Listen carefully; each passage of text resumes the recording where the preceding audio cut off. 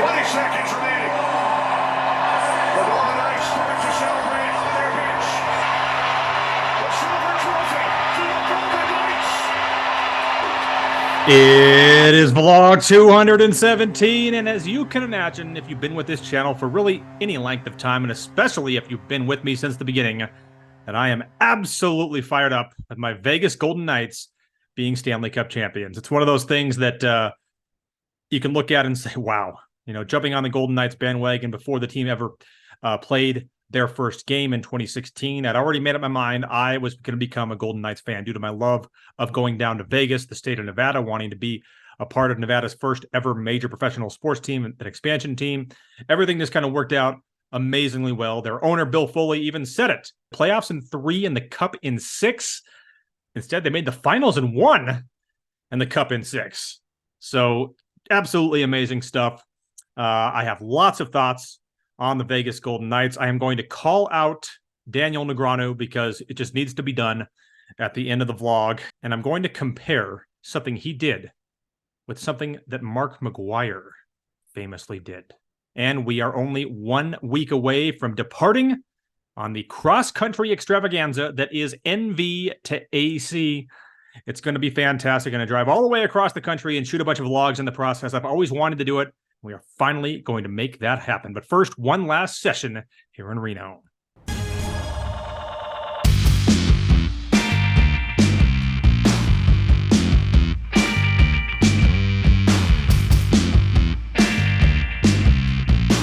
I'd show up to Peppermill on the Wednesday after the Golden Knights won the Stanley Cup, and inexplicably, I'd already have championship gear, as local favorite Scott Bean, the same guy who hooked me up with tickets earlier in the season, was at the game and flew back later that night to give it to me on Wednesday morning.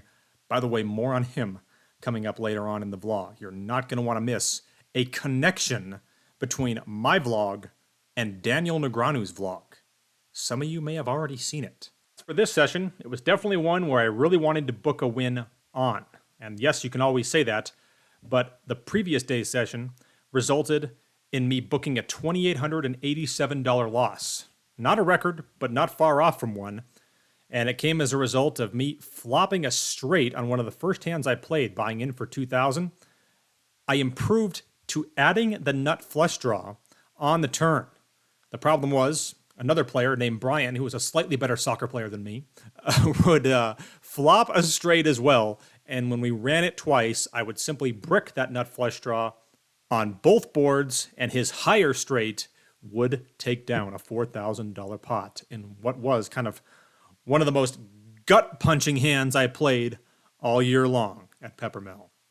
The first hand that would be dealt on this day would come when I was playing 5-handed with Mr. Z, Ms. T, and 2 OMCs. I have ace-queen under the gun and make it 35. Ms. T gives me action from the cutoff. And with 70 in, the board comes out 10-6-3 with 2 spades. I bet 40, and she basically snap calls. And with 150 in, the turn is the ace of spades, giving me top pair, and I check. She doesn't think too long before overbetting the pot, making it 200. I could raise here for value with the queen of spades as an escape hatch, but with the game just starting out, I figured I would just call. So with 550 in, the river is a brick, and I figured I would just check call here as well.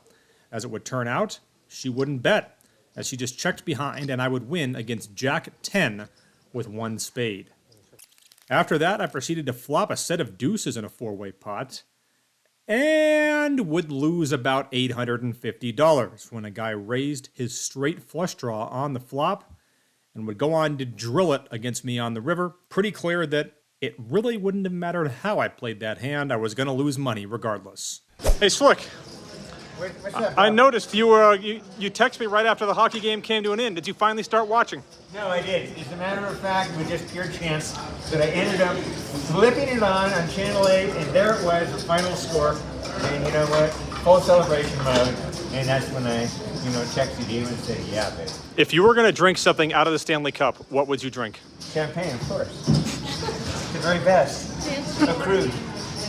I then open 6-7 of diamonds, middle position 1, and get 3 callers. So with 140 in, the board comes out King, Jack 3, rainbow, and no one bets. The turn is a 3, and once again, no betting. That was key in what happened on the river. That card is a 5, and when it got checked to me, I figured that I could check this once more and I would get the button to take a stab at it with nothing. Sure enough, he fires out 100. The interesting thing here is that +1 snap calls the bet. So you would think that it would be hard for me to overcall with just a pair of 6s here, right? Wrong. This is a call all day, given this particular lineup. So I make the call, creating a $440 pot. The button says 8 high, and +1 shows ace high. So I take down the pot in what I felt was actually a pretty clear-cut spot with just a pair of 6s. The next spot, though, was anything but. It's a hand that everyone who has played in my game will say that they understand, but everyone who hasn't played in my game will tell me I'm an idiot. The hand takes place when I limp in from MP2 with 5s in a multi-way pot, and Mr. Z makes it 80 from the cutoff. Under the gun 1, limp calls, and it's back to me. And I make a pretty standard call here. So with 265 in, the board is deuce 4-5 rainbow. Check to Mr. Z in the cutoff, and having both of us covered, he just jams all in, resulting in a $1,300 bet against me and an $800 bet against Under the Gun 1. He folds, so it's heads up here, and it's a spot where I really have to explain myself. If there's one thing that we know that the legend that is Mr. Z wants to do, it's pull off a big bluff with the skinny. That's deuce 3. And boy, did that feel like a perfect board on which to do it. It's obviously in very bad shape against my particular hand. And usually when he has big hands, he's not going to risk blowing his action out of the pot in spots like this. Usually when he has the skinny, he plays it in a pretty similar fashion. So, I thought it would be fun if I just went with my gut instinct here. So, I put the money in. And sometimes your instincts are dead wrong. And it would turn out that the legendary Mr. Z had completely outplayed me in this particular hand. He shows pocket king, so I would need to suck out on what would be one of 2 boards to have a chance to get my money back in this one. I don't do it on the first board, but amazingly enough, as you can see, the second board would result in a 3 peeling off, and kind of as a needle for him, a king on the river, and I would salvage a chop in a spot where I had to get really lucky. This is a mid-session update. You saw that last hand. You can call me lucky. You can call me a bad player. But you can't fucking call me a nit.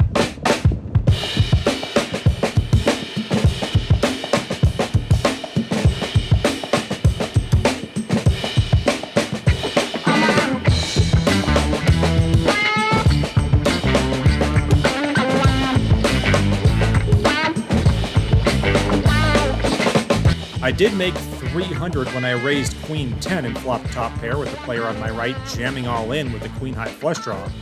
Thankfully for me, it didn't get there. We get a 5-way limp pot, and I'm in the hijack, cruising. With 50 in, the board is 5, 7, 9, 2 clubs, giving me a combo draw.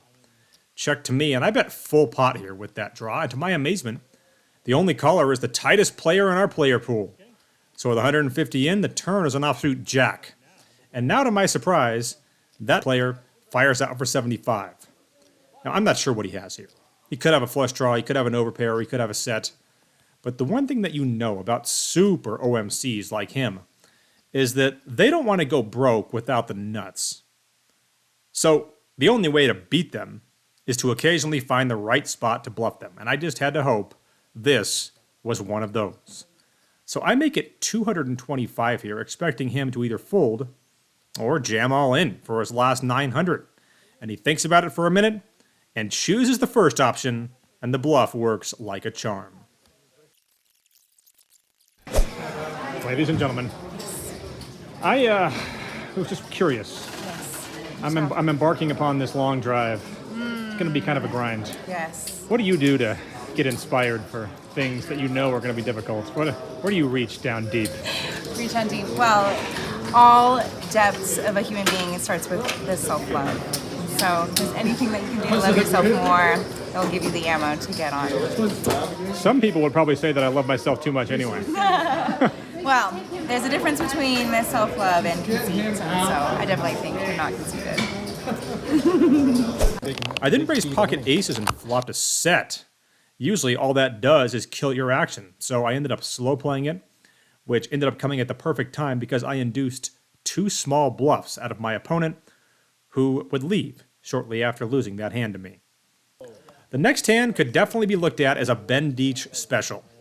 It came on the back end of me getting dealt ace-jack of diamonds on consecutive deals, the first of which came when I turned the nut flush draw and missed, losing to Mr. Z's pair of eights.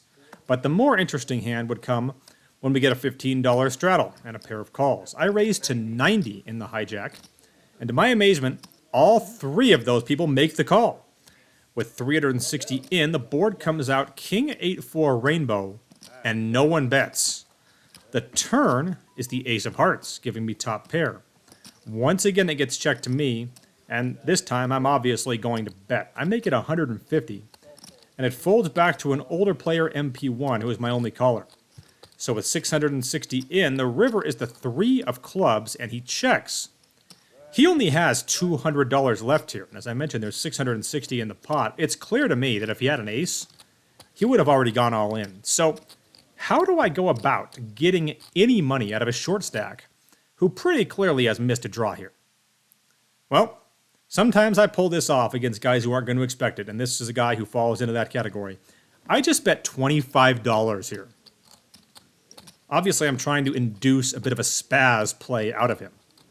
He thinks about it for a second and raises to 150, leaving himself $50 behind. I snap call, creating a $960 pot, and he just mucks his hand without even making me show. So that bizarre underbet on the river works to perfection in this spot. I'd stay red hot and river a straight against Mr. Z when he had 10s and deuces, but he would make a good river fold when I raised him. I would then lose 3 or 4 small pots and would watch Ms. T bust the game's tightest player when she turned a set of 9s against either aces or kings. I would then lose back 200, 3-betting jacks and getting out flopped, which proceeded under the gun having the rock and me opening to 40 from +1 with queen jack of hearts. 2 players on my left call, and the hijack proceeds to raise to 95 here. Folds back to the straddle, who cold calls the 85 more. I then, subsequently, make the call, and both players on my left call as well, with the board coming out queen jack 9 2 clubs, giving me top 2. Gets checked to the hijack, who bets 200. Under the gun folds, and for several reasons here, I decide to just make the call. MP1 folds, but MP2 tanks on it before check raising all in for his last 375. Now, raising is not an option here since that isn't double the bet. So, all the hijack can do is call, and that obviously applies to me as well. And the turn is an offsuit 4. I bet right out for 3 black chips targeting a queen, and sure enough, the hijack makes the call. So, with the side pot now at 600, the river is an offsuit 3. Great run out for me to continue betting. I make it 400, and after a good deal of deliberation, he decides to muck his hand. Pretty clear he did not have aces or kings here. He had some sort of a queen, I would imagine. Perhaps it was less than that. I turn my hand over, and MP2 mucks as well as I take down both the side and the main. I'd play for about another 90 minutes after winning that pot, but none of the hands were all that eventful, and I would rack up and book the win.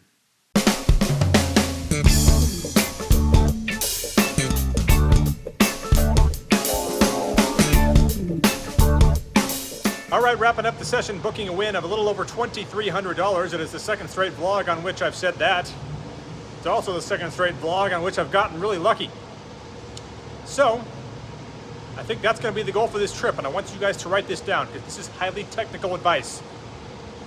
On this trip, I am going to try and not get a bunch of money in needing to suck out.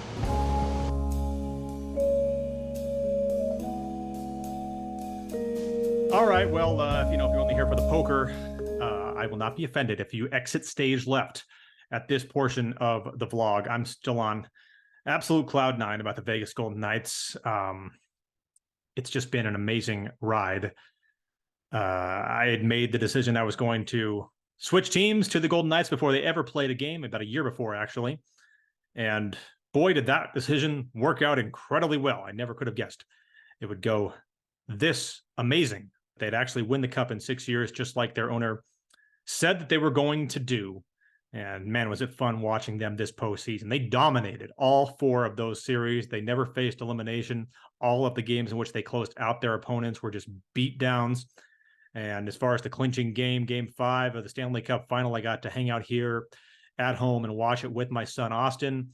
I had some champagne that had been sitting around forever. I had the excuse to bust that out, and he drank grape juice at the same time. We both had fun. It was phenomenal.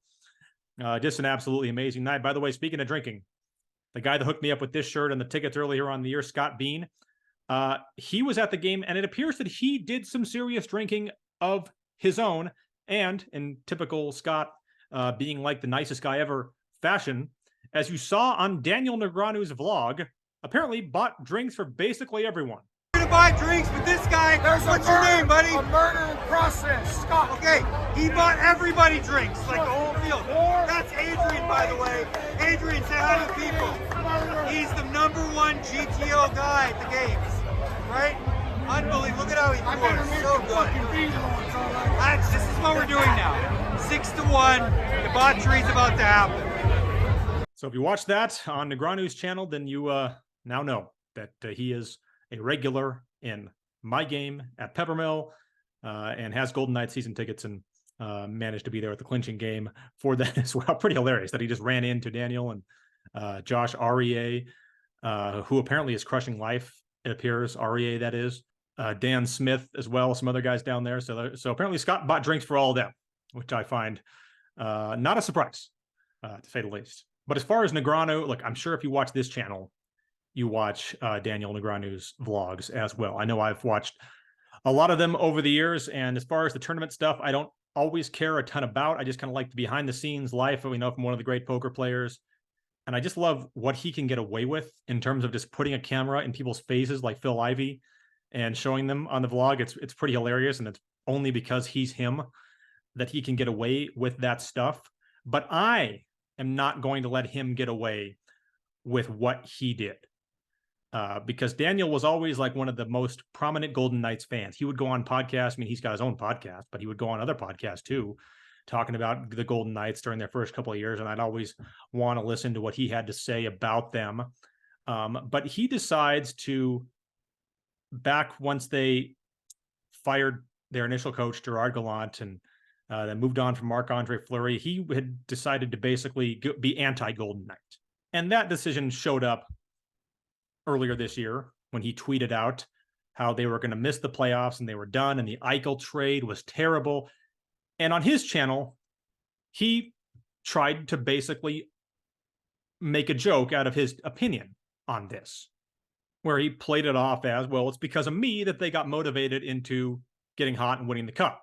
So, and I tweeted this, and it's important to know when they win the cup, because they're going to win the cup tonight, Stanley Cup. I don't feel like I deserve all the credit, right? Because that would be kind of like egotistical for me to say. So I think like 35% of the credit's fair, you know? And I know there's an MVP vote and stuff, and I probably won't get any votes, but I feel like I should get some. I mean, not saying I should win, but like I should be up there with Marchie and Eichel and the boys, because like, listen, what better billboard material was there than me at the break telling them this: you're doomed, kids. Stone's gone, your goalie's gone, you're gonna miss the playoffs, that's what's up. What did they do? What did the team do? They said, Dean Eggs, we're gonna win the whole thing. And they're going to. My work is done here, huh? I made it happen. So he tries to play it off with that regard and acknowledge those tweets. But the thing that he's not acknowledging just bothers me. And this is like Mark McGuire making it look like he did Andro, but he was really doing steroids. He was trying to distract from the truth. And that's what Dean Eggs is doing here. And I'm not going to let him forget about it. because he should go down now with the Golden Knights winning the Stanley Cup as the guy who made one of the worst takes in the history of sports. Because while he's acknowledging these lousy, lame tweets from 2023, he is not acknowledging what he said last year. Notice I have not mentioned really or worn any Golden Knights stuff. Not going to happen. Not as long as Kelly McCrimmon's the GM. They did fire Pete DeBoer. Happy about that. But the real root of the cancer is Kelly McCrimmon. The real reason that the team went from beloved franchise, you know, like new franchise, oh, good for them, the Golden Knights, the Golden Misfits. The reason they went from that to the most hated evil empire in all of hockey. Vegas is the most hated team, and it's warranted. They deserve it. They deserve to be hated, and it's all because of Kelly McCrimmon's decisions to chop the heads of all the most favorite players and do it unceremoniously. Didn't do it like with any sort of class or loyalty. Just an absolute scumbag, like lowest of low. And the fact that he's in the organization makes it difficult for anyone to root for the Golden Knights. This take is monumentally terrible. He's pissed off that they unceremoniously got rid of guys like Marc-Andre Fleury and others. I don't know if Daniel Negreanu realizes how professional sports work. That's kind of the deal. It's not like they hold some big red carpet ceremony to tell you that you're no longer on the team. They pay you when you're there. Sometimes you get cut. That's how every single team in professional sports works. So he basically wanted to make this stand and say that he's done with the team until Kelly McCrimmon is fired, which he's entitled to do. But all he said was, I'm not wearing any Golden Knights gear. No, what he's really saying is, I'm not a fan of the team until they get rid of this GM, which is fine. He can do that. But now he's just kind of trying to sneak back in like he never said this. And I, for one, am bothered by it. You know that he's just dying to be a huge fan now that they're in the Stanley Cup Finals. But if you actually watch his videos when he goes to these games, he's basically not cheering, not even excited about it at all. That's because he knows that some people are going to remember this ridiculous take that he had about the Golden Knights GM. I mean, this should go down as some of the greatest general managing in the history of sports. A team that didn't exist 6 years ago just won the Stanley Cup. It's not like baseball either, by the way, where you can just sign all the high-priced free agents you want. In hockey, you have a hard salary cap. So you have to make tough decisions, and you have to make moves, like getting rid of Max Pacioretty for nothing. And the moves that he made were brilliant. And they paid off. It showed. When this team is healthy, they're the best team in the NHL, and they proved it during these Stanley Cup playoffs. So, Daniel Negreanu, I am calling you out to admit to this horrible take and acknowledge that you made it and just say you totally screwed this up, and you can come back and be a Golden Knights fan again, wear awesome gear like this, like the rest of us are wearing, because I don't know why you decided to die on this hill, because it makes no sense. And by the way, I'm not just saying this because they won the cup. You can go back to a vlog, I think it was vlog 88, where you heard me rant on Daniel's take on the Golden Knights a long time ago. I've always held the opinion that he was off on this, and I've always held the opinion that this team is stacked and they're going to win a cup, and I nailed it, and he did not. And if you think that it feels good knowing that I nailed this and he got it totally wrong, You're goddamn right. okay, Scott's here. Look, this is important. We should clear this up. When you said there's a murder in progress on Daniel Negreanu's vlog, he didn't provide context. I'm providing context. You were describing the beatdown that was Game 5 of the Stanley Cup Final. Vegas Golden Knights, baby. Yeah, Daniel didn't understand. I think he thought maybe a real murder, but I was talking about the murder on the ice. Well, no one's hooked me up with Golden Knights tickets and Golden Knights gear ever. So my thanks to you. You're Very always cool. there. Next year, Next year, make more than one game.